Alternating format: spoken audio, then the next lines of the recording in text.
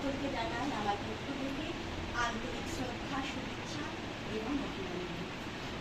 বিশ্বকবি আমাদের প্রাণের কবি, তাকে আমরা প্রত্যেক দিনই স্মরণ করি। শুধুমাত্র জন্মদিনে নয়, সারা জীবনে তিনি আমাদের সঙ্গী। সুখে দুঃখে, কান্নায়, ভালোবাসায়, স্বপ্নে সবসময় তিনি আমাদের সাথে আছেন। অন্তর মম বিকশিত কর, অন্তর তরকে নির্মল কর, উজ্জ্বল কর, সুন্দর করকে জাগ্রত কর, উদ্যত কর, নির্ভয় কর হে, মঙ্গল কর, নিরলস নিঃসংশয় কর হে। অন্তর মম বিকশিত কর, অন্তর তরকে।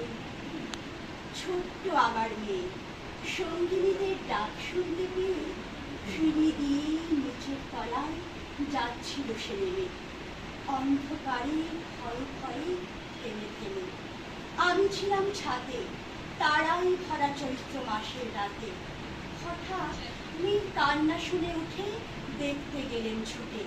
সিঁড়ির মধ্যে যেতে যেতে প্রদীপটি তার নিভে গেছে বাতাসেতে।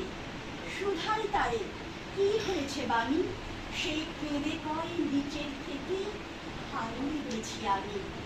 তারাই ভরা চৈত্র মাসের রাতে ফিরে গিয়ে ছাদে মনে হলো আকাশ বানিয়েছে।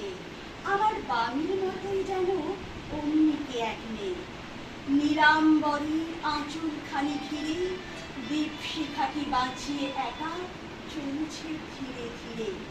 নিত্য যদি আলো, যদি হঠাৎ যেত থামি, আকাশ ভরে উঠত